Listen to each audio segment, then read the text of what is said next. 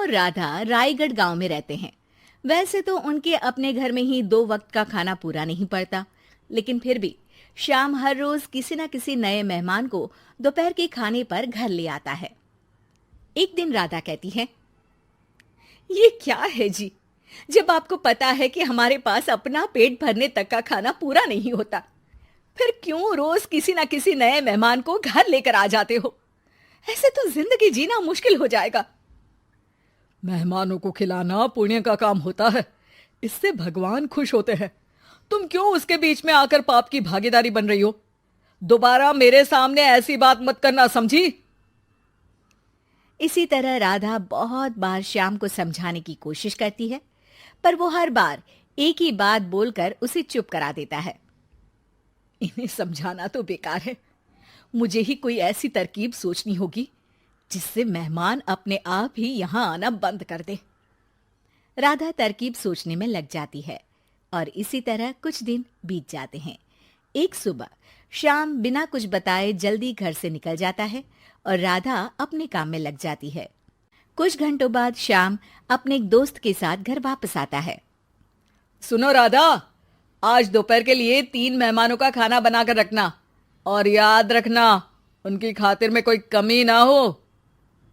श्याम की बात पर राधा हैरानी से उसकी तरफ देखने लगती है, लेकिन दोस्त के साथ होने की वजह से कुछ बोल नहीं पाती। घर में तो ठीक तरह से 2 लोगों के खाने लायक तक दाल चावल नहीं है और इन्हें मेहमान बुलाने हैं। बस अपना अपना बोलते हैं, दूसरे की तो कभी सुननी ही नहीं है। क्या करूं मैं? राधा क्या करूं क्या नहीं की उलझन में फंसी ही होती है कि उसके दिमाग में एक तरकीब आती है, जिस पर वो श्याम और उसके दोस्त के घर से बाहर जाते ही रसोई में से सिलबट्टा निकाल कर लाती है। अब मुझे मेरे ये साथी ही इस मुश्किल से बाहर निकालेंगे। राधा सिलबट्टे पर रोली, चावल और हल्दी डालकर उसे मेहमानों के बैठने की जगह पर ले जाकर रख देती है। कुछ ही देर में वो तीनों मेहमान भी घर पहुंच जाते हैं। आइए जी, पधारिए, हमें आपका ही इंतजार था। जी शुक्रिया। श्याम भाई कहाँ हैं? वो ना बस आते ही होंगे, तब तक आप बैठिए ना। जैसे ही वो तीनों अपनी जगह पर बैठते हैं तो सामने पूजा किए सिलबट्टे को रखा देख असमंजस में पड़ जाते हैं। और बहन, ये सिलबट्टे की पूजा कर इसे यहाँ क्यों रखा है? क्या ये आपके यहाँ का कोई रिवाज है? अरे नहीं नहीं, वो तो मेरे पति की मन्नत है, इसलिए पूजा की है। हैं? सिलबट्टे पर कैसी मन्नत? मेरे पति ने मन्नत ली है कि वो अपने मेहमानों को खाना परोसने से पहले इस सिलबट्टे से 3 बार उनके सिर पर मारेंगे। राधा की ये बात सुन तीनों मेहमानों के चेहरों की हवाइयां उड़ जाती है, जिसे देख राधा मन ही मन हंसती हुई उन्हें दिलासा देते हुए कहती है, अरे आप लोग फिक्र मत कीजिए, ज्यादा तेज नहीं मारेंगे, बस 3 बार जरा सी थपकी। और ये सुनते ही तीनों मेहमान डर से कांपते हुए तुरंत अपनी जगह से उठ खड़े होते हैं। अरे अरे, आप सब उठ क्यों गए?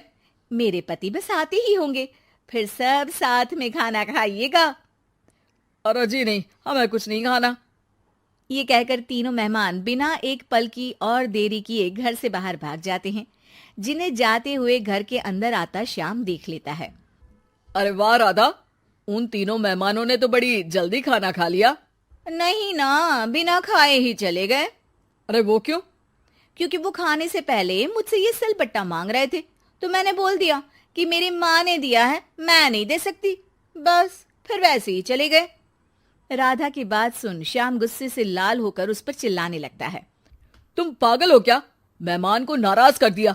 मेहमान जो मांगे उन्हें वो देना हमारा फर्ज है। इतनी सी बात तुम्हें कब समझ में आएगी? मैं अभी उन्हें ये सिलबट्टा देकर वापस घर में ले आता हूं, तुम खाना तैयार रखना। अब श्याम सिलबट्टा उठाए घर से बाहर निकल जाता है और मेहमानों को ढूंढना शुरू कर देता है, जो उसे पास में ही एक पेड़ के नीचे बैठे दिखते हैं। श्याम उनके पास पहुंचने ही वाला होता है कि वो उसे सिलबट्टे के साथ आता देख दोबारा भागना शुरू कर देते हैं, जिस पर श्याम भी उनके पीछे भागने लगता है। अरे रुको, मैं आप लोगों को ये देना चाहता हूं। अरे आप लोग रुको तो सही। अरे भाई, ये तो हाथ धोकर पीछे पड़ गया है। अरे जुबान कम और पैर तेज चलाओ। वो तीनों पिटाई के डर से और ज्यादा तेज भागने लगते हैं।